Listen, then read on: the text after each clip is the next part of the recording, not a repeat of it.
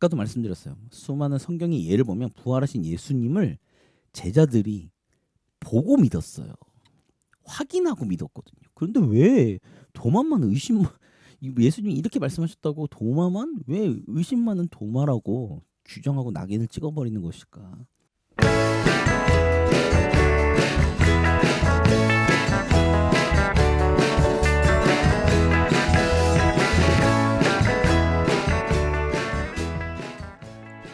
네, 안녕하세요. 이주영 전사입니다. 오늘은 의심 많은 도마라고 규정할 수 있을까? 라는 제목을 가지고 함께 나눠보려고 합니다. 교회 전통으로 보면 예수님의 제자 중에 도마라는 제자가 있죠. 이 도마에 대해서 전통적으로 어떻게 평가를 하는가라고 했을 때 의심 많은 도마라고 평가를 합니다. 이런 교회 전통의 주장은 요한복음 20장 내용을 근거로 하고 있습니다. 부활하신 예수님을 만난 제자들 중에 도마가 빠져 있었고요. 예수님을 만난 제자들의 이야기를 믿지 못하는 도마가 예수님의 못자국을 보고 그 못자국에 손가락을 넣어보지 않고서는 믿지 않겠다고 말한 것이 의심 많은 도마라고 규정짓는 결정적인 근거와 계기가 됩니다. 도마를 만난 예수님이 도마에게 믿음 없는 자가 되지 말고 믿는 자가 되라. 또 나를 본고로 믿느냐 보지 못하고 믿는 자들은 복되도다라고 말씀하신 것이 예수님의 부활을 의심한 도마를 책망하신 것이라고 설교하고 가르치고 있습니다. 저는 개인적으로 도마를 합리적인 인물로 평가하고 있습니다. 그리고 도마가 말한 내용 역시 도마만 가진 의심이 아니라 그 누구라도 할 수 있는 의심입니다. 오히려 이런 합리적인 의심은 지성과 논리를 가진 사람이라면 당연한 것이 아닐까 생각을 하는 거죠. 그런데 왜 교회에서는 도마를 의심 많은 인물로 규정하고 도마의 일화를 통해 성도들에게 의심하지 말고 무조건적으로 믿어야 한다고 그런 설교를 하는지 제 개인적으로는 이해가 되지 않습니다. 제가 교회 전통을 벗어난 이런 발칙한 이야기를 하는 이유는 도마에 대한 일화가 나오기 전에 예수님의 행동 때문입니다. 20장에 도마가 이야기하기 전에 도마를 제외하고 제자들을 만날 때 예수님이 하신 행동은 요한복음 20장 19절에서 20절을 보면 너희에게 평강이 있을지어다 라고 말씀하신 후에 손과 옆구리를 제자들에게 보여주셨습니다. 그때 성경 기록에 어떻게 표현되어 있냐면 그렇게 예수님께서 손과 옆구리를 보여주셨더니 제자들이 주를 보고 기뻐했다고 기록하고 있습니다. 그럼 이와 같은 기록을 통해 알 수 있는 것은 다른 제자들 역시 예수님의 손과 옆구리를 보고 부활하신 예수님을 알았다는 것이죠. 누가복음 24장에 보면 엠마오로 가는 제자 2명을 예수님이 만나셨을 때에도 그들은 예수님을 알아보지 못했습니다. 16절에 보면 그들의 눈이 가리워져서 그인 줄 알아보지 못하거늘이라고 기록하고 있습니다. 그리고 요한복음 21장에 예수님의 수제자라고 표현하고 알고 있는 베드로 역시 부활하신 예수님을 만났을 때 알아보지 못했습니다. 분명히 예수님은 성경을 보면 제자들에게 자신이 죽었다가 3일 만에 부활할 것을 알려주셨고 그리고 또 제자들은 부활하신 예수님을 직접 만났지만 예수님을 알아보지 못했습니다. 저는 개인적으로 이런 제자들의 행동이 이해가 됩니다. 그 이유는 저 역시 이런 경험이 있었기 때문입니다. 제가 학생 때는 귀에 항상 이어폰을 꽂고 음악을 크게 틀고 다녔습니다. 그리고는 안전의 문제 때문에 주위를 항상 이렇게 살폈습니다. 주위를 살핀 이유가 위험해서 제 자신을 보호하기 위한 용도일 뿐 제 모든 관심과 신경은 음악에 집중하고 있었던 것이죠. 그러다 어느 날 밤에 제 집 근처를 지나갈 때였습니다. 건너편에서 이 앞에서 중년 부부가 오고 있었고요. 저는 음악을 들으면서 그 부부를 중년 부부를 한 3번 정도 쳐다봤습니다.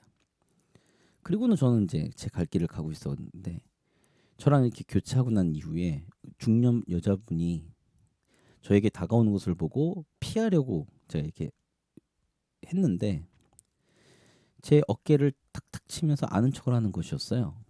그래서 제가 깜짝 놀라서 이어폰을 빼고 그 중년 부부를 쳐다봤죠. 그 중년 부부가 저희 부모님이었습니다. 그래서 저는 부모도 알아보지 못하는 후레자식이 되었고요. 이런 경험이 한 2번에서 3번 정도 있었어요. 사람의 뇌는 어떤 전제가 깔리면 받아들이는 정보를 처리하지 않고 그냥 패스해버리는 기능이 있습니다. 더군다나 극도의 스트레스를 받는 일이면 더더욱 그렇습니다. 제가 길을 걸을 때 그 시간에 부모님은 당연히 집에 계실 시간이었기 때문에 계실 것이란 전제가 깔리니까 제 눈으로는 부모님을 봐도 뇌는 그 정보를 처리하지 않고 그리고 제 모든 신경이 다 음악에 가 있으니까 부모님을 알아보지 않고 그냥 패스해 버리는 거죠.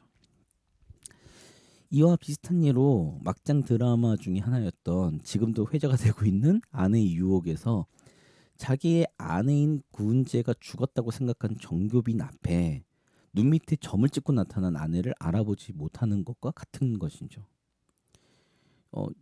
이 아내의 유혹이 거의 대부분 사람들이 진짜로 작가가 막장 드라마를 썼다라고 생각하지만 저는 그렇지 않습니다. 왜냐하면 지금 아내의 유혹과 같은 현상이 성경에 나타나고 있으니까요. 제자들은 죽었다고 생각을 했는데, 그러니까 이런 거죠. 예수님이 십자가에 돌아가신 그 장면을 제자들은 봤어요. 그리고 사실로 받아들인 제자들 앞에 부활하신 예수님이 나타나셔도 제자들의 뇌는 눈으로 본 정보를 제대로 처리하지 못하는 것이죠. 엠마오로 가는 제자들은 예수님과 함께 숙박을 할 때 예수님이 떡을 떼는 모습에서 예수님인 것을 알았어요. 왜죠? 예수님이 돌아가시기 전에 제자들과 뭘 했죠? 성찬식을 거행하고 성찬식을 통해서 나를 기념하라 라고 말씀하시고 가르쳐 주셨잖아요. 베드로는 예수님의 말씀을 듣고 그물을 내렸다가 고기가 잡히는 것을 경험하고는 예수님인 것을 깨달았습니다. 왜요? 예수님과 처음 만났던 모습 그대로였거든요. 이것은 제자들과 예수님과의 개인적인 경험을 통해 예수님 것을 깨닫게 되는 것을 우리는 알 수 있습니다. 그러나 20장에 나오는 제자들과 도마에게는 손과 옆구리를 보여주신 것으로 부활하신 예수님인 것을 깨닫게 해주셨어요. 20장에 나오는 다른 제자들 역시 손과 옆구리를 보고서 부활하신 예수님인 것을 깨달았고 믿었습니다. 그런데 왜 그 자리에 없었던 도마만 의심 많은 제자로 낙인을 찍어버리는 것일까요? 저는 오히려 예수님이 도마에게 하신 말씀과 행동, 그것들은 다 도마를 위한 것이라고 생각합니다. 예수님이 도마를 만나실 때는 문이 닫혀 있었어요. 다른 제자들한테 하신 것처럼 너에게 평강이 있을지어다라고 말씀하셨어요. 개인적인 견해는 이 말씀은 예수님이 자주 하신 어떤 인사말 같은 거라고 저는 생각을 하고 있습니다. 그리고 난 다음 도마가 다른 제자들에게 말한 내용대로 예수님의 손을 보여주셨어. 그리고 내 손을 옆구리에 넣어보라고 말씀하십니다. 예수님의 이런 행동과 말씀에 대한 의도는 다음 구절을 통해 알 수 있습니다. 뭐라고 말씀하시죠? 믿음 없는 자가 되지 말고 믿는 자가 되라고 말씀하셨어요.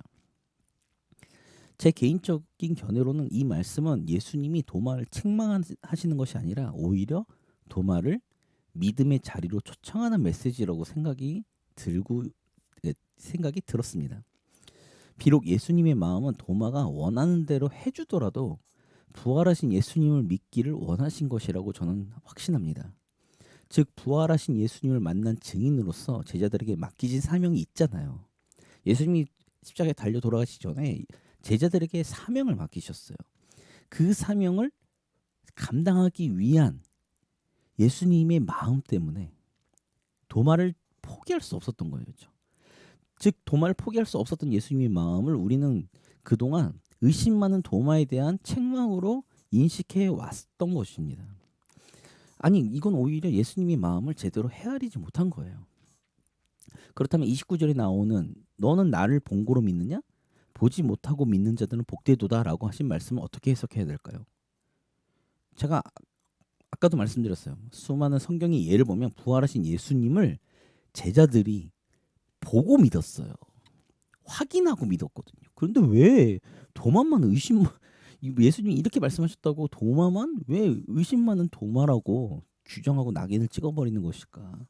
만약 이 말씀이 도마를 책망하시는 말씀이라면 나머지 제자들도 예수님을 보고 믿었으니까 모든 제자들 책망하셔야지 맞는 거 아닐까요? 만약 도마만 책망하신 것이라면 예수님은 공정하지 않고 편애와 편견을 가지신 분이라는 이야기입니다. 저는 그런 예수님이라면 믿지 않을 거예요. 오히려 29절의 말씀은 승천하신 이유, 예수님께서 승천하신 이후에 복음을 듣기만 하고 예수님을 보지 못했지만 그 부활하신 예수님을 만난 증인들인 제자들과 사도들, 그 많은 수많은 그 군중들이, 그 무리들이, 증인들이 전한 복음을 듣고만 믿은 사람들을 향한 격려와 축복의 말씀이라고 생각합니다. 저는 그 부분에 대해서 확신하고 있어요. 그동안 우리는 예수님의 마음을 제대로 파악할 생각 거의 없이 우리의 선입견으로 도마를 의심 많은 제자로 규정하고 부정적인 이미지를 가지고 있었습니다. 그리고 도마에 대한 잘못된 인식을 기초로 교회에서는 합리적 의심을 하는 사람들을 향해서 믿음이 없는 도마 같은 사람들이라고 치부해버리고 합리적인 의심조차 하지 말고 무조건 믿어야 한다는 세뇌를 통해 교회와 목회자는 성도들에게 특권을 누려왔습니다.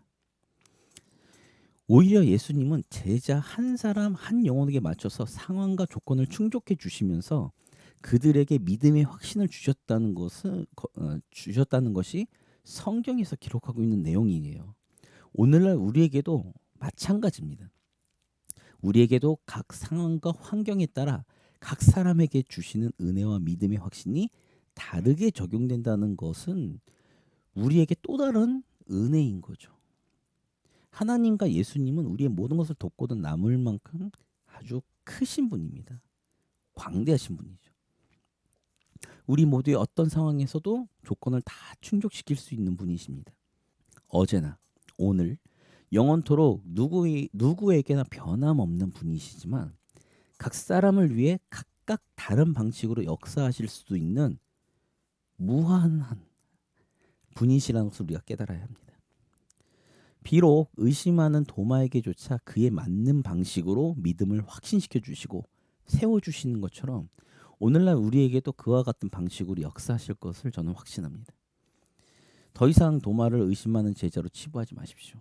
오히려 의심한 도마조차 품으신 예수님의 위대하심을 찬양하는 본문이 되어야 된다고 저는 생각합니다. 의심만 보면 사사기에 나오는 기드온도 만만치 않습니다. 아니 그 외에 수많은 인물들도 의심한 사람들 상당히 많아요. 그러나 그들은 믿음의 사람이 되었다는 것이 중요하죠. 우리가 더 이상은 성경에 대해서 우리가 원하고 필요하고 이용해 먹을 본문만 끄집어서 사용하는 그러한 것이 아니라 진짜 하나님의 마음, 정말 진정한 예수님의 마음을 제대로 깨닫는 그러한 시간이 됐으면 좋겠습니다. 더 이상 의심 많은 도마라고 규정하지 마십시오. 오히려 그 도마를 세워주시고 하나님의 나라를 세워가는데 쓰신 하나님의 또한 예수님의 놀라우신 은혜와 긍휼을 찬양하십시오. 그 은혜와 긍휼이 오늘 우리에게도 동일하게 적용될 것입니다. 네, 한번 발칙한 상상과 발칙한 주장을 한번 해봤습니다. 네, 오늘도 믿음으로 승리하시는 우리 모든 분들이 되시기를 기도하면서 이주영 전사였습니다. 네, 감사합니다.